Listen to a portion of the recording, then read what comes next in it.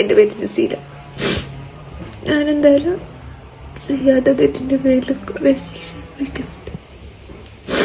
എൻ്റെ ഫ്രണ്ടിൻ്റെ ഉമ്മാൻ്റെ ഗോൾഡ് മിസ്സായിന്. അത് ഞാൻ എടുത്തെന്നാ പറയുന്നത്.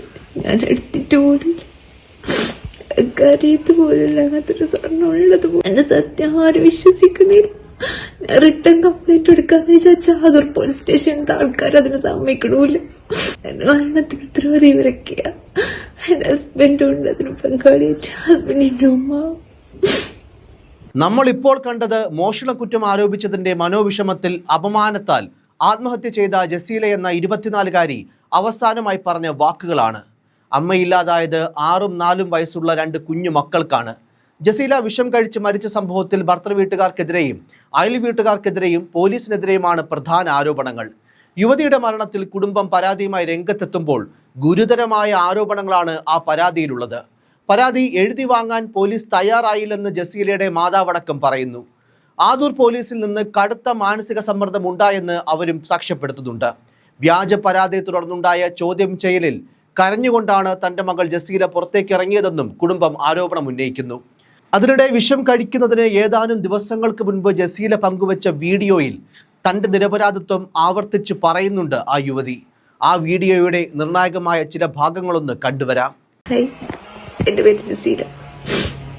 ഞാനെന്തായാലും ചെയ്യാത്ത തെറ്റിൻ്റെ പേരിൽ കുറേ ശിക്ഷ വയ്ക്കുന്നുണ്ട്.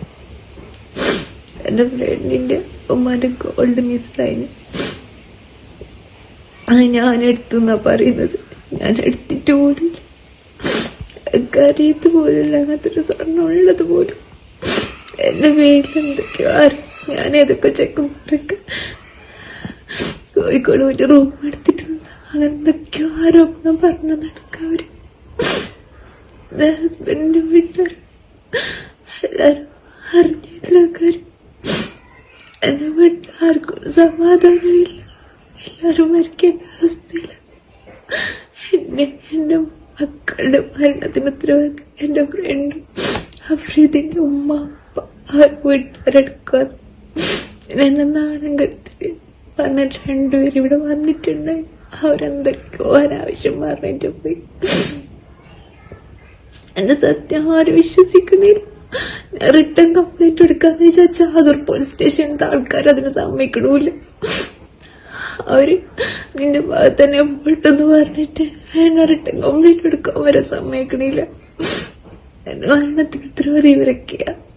എന്റെ ഹസ്ബൻഡും ഉണ്ട് അതിന് പങ്കാളിയായിട്ട്, ഹസ്ബൻഡിന്റെ ഉമ്മ.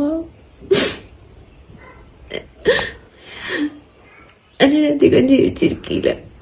എത്ര ദിവസം ഉണ്ടാവുമെന്ന് എനിക്കറിയില്ല.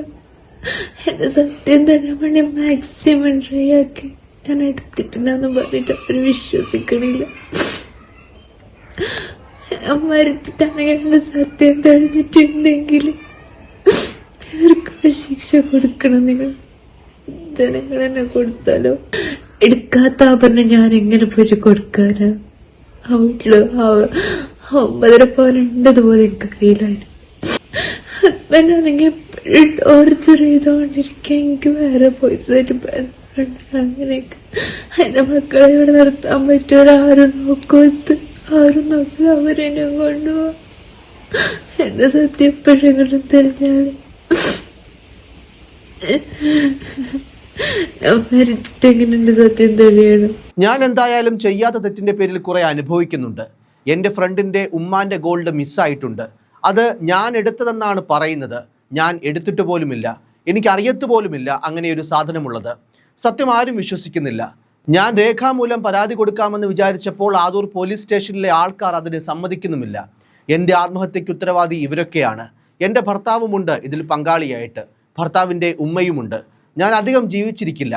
9.5 പവനുണ്ടെന്ന് പോലും എനിക്ക് അറിയില്ലായിരുന്നു. ഹസ്ബൻഡാണെങ്കിൽ എപ്പോഴും ടോർച്ചർ ചെയ്തുകൊണ്ടിരിക്കുകയാണ്. എനിക്ക് വേറെ ബോയ്സുമായി ബന്ധമുണ്ടെന്നൊക്കെയാണ് പറയുന്നത്. എന്നെ എന്തിനാണ് ഇങ്ങനെ നാണം കെടുത്തിയത്? സത്യം ഒരു ദിവസം തെളിയുമെന്ന വിശ്വാസത്തോടെ ഞാൻ പോവുകയാണെന്നും ജസീല വീഡിയോയിൽ അതിവൈകാരികമായി പറയുന്ന വാചകങ്ങൾ ഇതെല്ലാമാണ്. അടുത്തിടെ ജസീലയുടെ ഭർത്തൃ വീടിന് സമീപത്തെ വീട്ടിൽ വിവാഹം നടന്നിരുന്നു.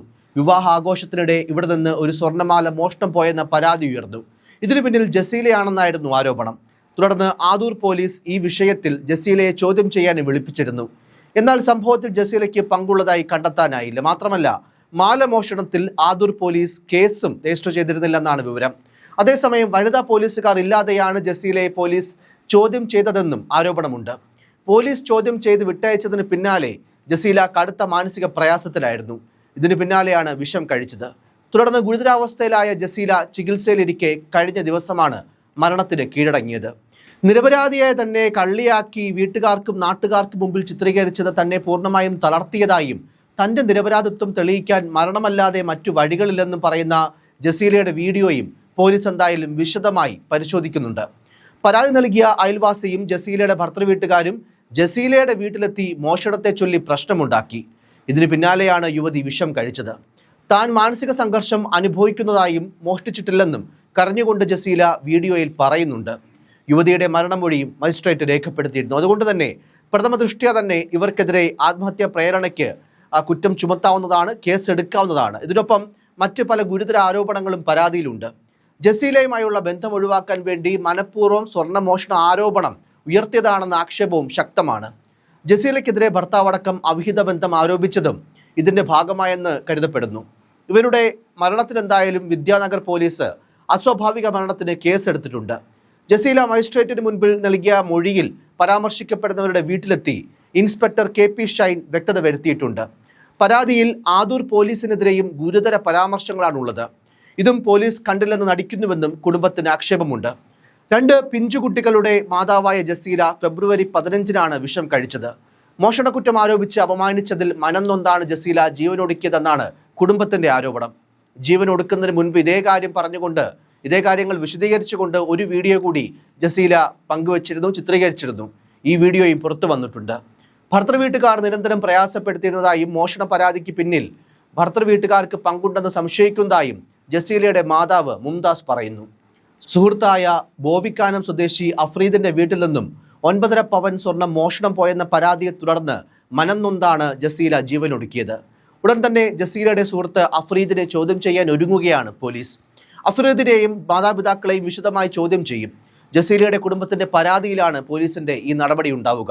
ആദ്യഘട്ടത്തിൽ ജസീലയുടെ വീട്ടിലെ അംഗങ്ങളിൽ നിന്നും മൊഴിയെടുത്തിരുന്നു. അടുത്ത ദിവസം തന്നെ നമ്മൾ ഈ പറഞ്ഞതുപോലെ സുഹൃത്തിനെയും കുടുംബത്തെയും ചോദ്യം ചെയ്യാനാണ് പോലീസിന്റെ നീക്കം. ഈ സംഭവം വലിയ വിവാദമായതോടെ പരമാവധി പേരെ ചോദ്യം ചെയ്യാനാണ് എന്തായാലും പോലീസിന്റെ ഇപ്പോഴത്തെ നീക്കം. അഫ്രീദിന്റെ വീട്ടിൽ നിന്ന് 9.5 പവൻ സ്വർണം മോഷണം പോയിരുന്നു. ഇതിനെ തുടർന്ന് അഫ്രീദിന്റെ ഉമ്മ ജസീലയുടെ വീട്ടിലും ബന്ധുക്കളുടെ വീട്ടിലും പോയി ബഹളം വെച്ചിരുന്നു. ഇതിൽ മനംനൊന്തായിരുന്നു ജസീലയുടെ ആത്മഹത്യ. ഈ സംഭവം സത്യത്തിൽ മലയാളികൾക്ക് അങ്ങേയറ്റം വിഷമമുണ്ടാക്കുന്ന ഒരു ആത്മഹത്യ കൂടിയായി മാറുകയാണ്. സ്വന്തം ഭർത്താവും ഭർത്തൃവീട്ടുകാരും വലിയ തോതിൽ 24 വയസ്സ് മാത്രമുള്ള ഒരു യുവതിയെ നിരന്തരം അപമാനിക്കുക, കള്ളിയെന്ന് മോഷ്ടാവെന്ന് മുദ്രകുത്തുക, വ്യാജ പരാതിയിൽ പോലീസ് ചോദ്യം ചെയ്യലിന് ശേഷം ആ യുവതി കരഞ്ഞുകൊണ്ട് ഇറങ്ങി വരേണ്ടി വരുന്ന അവസ്ഥ. ഒടുവിൽ ഇതേ യുവതിയുടെ ആത്മഹത്യയിൽ അവരുടെ കുടുംബം നൽകിയ പരാതി ആദ്യഘട്ടത്തിൽ പോലീസ് സ്വീകരിക്കാതിരിക്കുന്ന അവസ്ഥ. അത്തരത്തിൽ കടുത്ത നീതി നിഷേധം കൂടിയാണ് ഈ സംഭവത്തിൽ ഉണ്ടായിരിക്കുന്നത്. മരിച്ചിട്ടാണെങ്കിലും എൻ്റെ സത്യം തെളിയണമെന്നതായിരുന്നു ജസീല പറഞ്ഞതും ജസീലയുടെ ആവശ്യവും. അതുപോലെ തന്നെ വരും ദിവസങ്ങളിൽ സത്യസന്ധമായ അന്വേഷണത്തിനൊടുവിൽ സത്യം തെളിയട്ടെ. കുറ്റം ചെയ്തവരെ, ആത്മഹത്യയ്ക്ക് അവളെ പ്രേരിപ്പിച്ചവരെ നിയമത്തിന് മുന്നിൽ കൊണ്ടുവരാനും സാധിക്കട്ടെ.